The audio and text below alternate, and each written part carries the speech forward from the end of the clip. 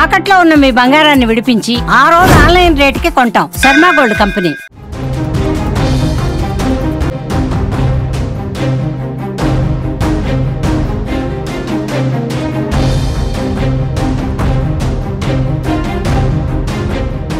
Maoist తీవ్రవాదాన్ని నిర్మూలించడమే లక్ష్యంగా operation Kagar కొనసాగుతోంది. పదుల సంఖ్యలో మావోయిస్టులు హతమవుతున్నారు. తాజాగా మరోసారి దండకారణ్యం దద్దరిల్లింది.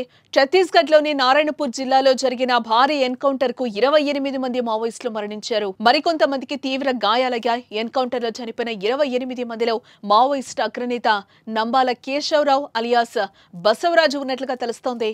శ్రీకాకుళం జిల్లాకు చెందిన నంబాల కేశవరావు అలియాస్ బసవరాజు వరంగల్ ఆర్ఈసీలో చదివారు.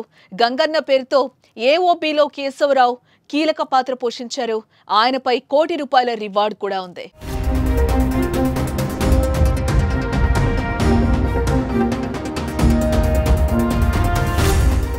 నారాయణపూర్ జిల్లా మాధటవీ ప్రాంతంలో మావోయిస్టు అగ్రనాయకులు ఉన్నట్లు పక్కా సమాచారంతోనే భద్రతా బలగాలు బుధవారం ఉదయం ఆపరేషన్ చేపట్టాయి. ఈ క్రమంలోనే వారికి మావోయిస్టులు ఎదురుపడగా ఇరు వర్గాల మధ్య భీకర ఎన్కౌంటర్ జరిగింది. బీజాపూర్, నారాయణపూర్, దంతేవాడ డిఆర్జీ బలగాలు ఈ ఆపరేషన్లో పాల్గొన్నాయి. ఎదురు కాల్పులు ఇంకా కొనసాగుతూ ఉండడంతో మృతుల సంఖ్య మరింత పెరిగే అవకాశం కనిపిస్తోంది. ఇటు వచ్చే ఏడాది మార్చి 30 నాటికి దేశంలో మావోయిస్టుల నిర్మూలనే లక్ష్యంగా కేంద్రం ఆపరేషన్ కగార్ చేపట్టింది.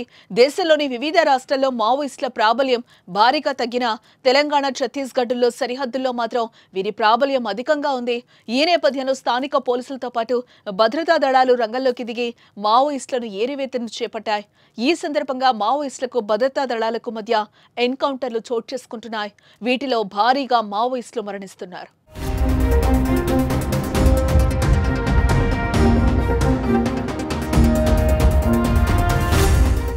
ఈ ఏడాది జనవరి నుంచి ఈ రోజు వరకు వందల సంఖ్యలో మావోయిస్టులు మరణించారు. అలాగే పోలీసుల ఎదుట లొంగిపోతున్న మావోయిస్టుల సంఖ్య సైతం రోజురోజుకు పెరుగుతోంది. అయితే ఆపరేషన్ కగార్ను నిలిపివేయాలని డిమాండ్లు కూడా వ్యక్తమవుతున్నాయి. వాటిని పట్టించుకోకుండా భద్రతా బలగాలు ముందుకు దూసుకెళ్తున్నాయి. ప్రస్తుతం ఆపరేషన్ కగార్ చివరి అంకానికి చేరుకున్నట్లుగా తెలుస్తోంది.